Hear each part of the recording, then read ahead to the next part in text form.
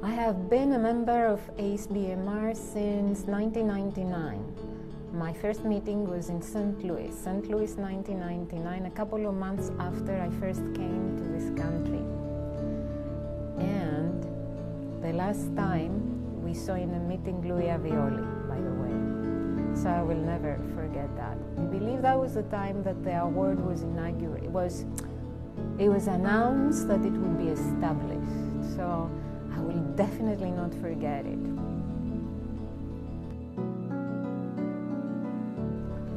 So as I just said, what this award means to me.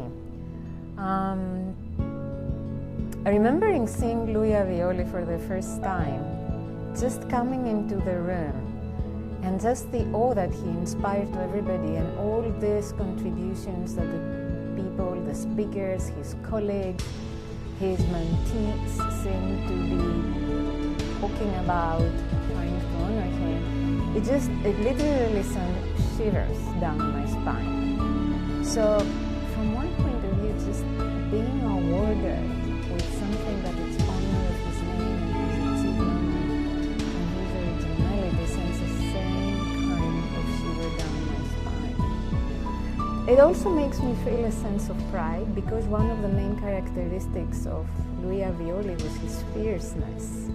He was fierce, as it has been said to me, from people who have known him personally. And I like to know that I'm awarded in honor of somebody who was fierce and passionate and so creative. I also have a personal connection and a personal story for the award.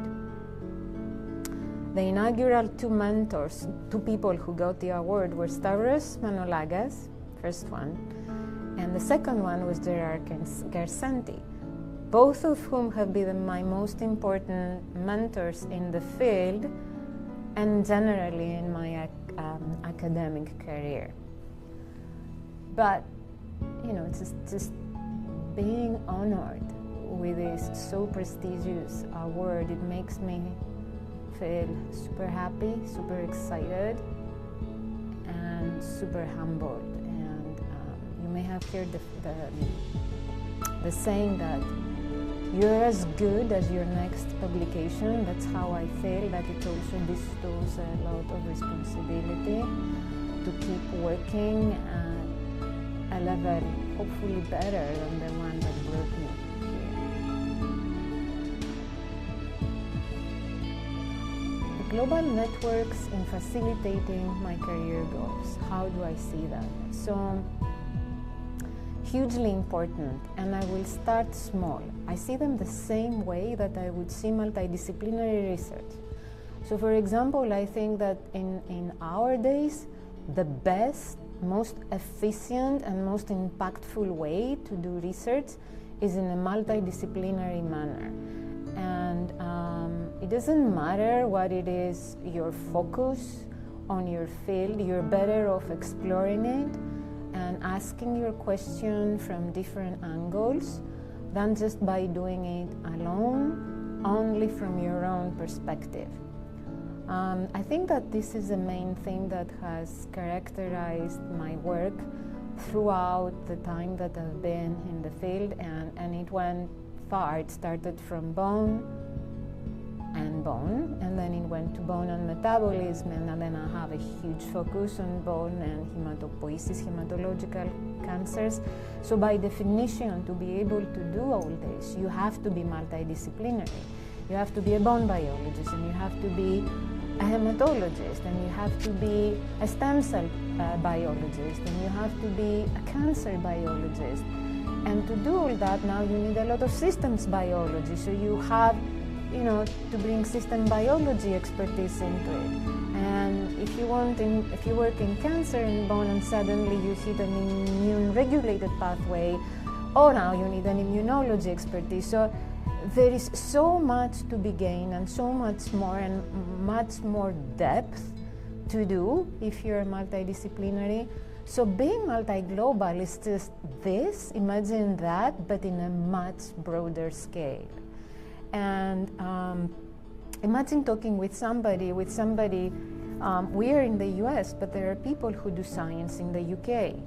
And they are exposed into a totally different way of doing things, different methodologies, different priorities, different techniques. So, and often, you know, they have expertise or perspectives or methodologies that we don't have. So I think being multi-global, you know, across the board is something that it is very enriching in terms of achieving scientific and research goals. But of course, it's also very enriching in terms of achieving training goals, right? As society, we are in one of its biggest parts, biggest components. We are who we are based on who we train and how we train them, right? How do we recruit them? What do we teach them? How do we retain them in the field?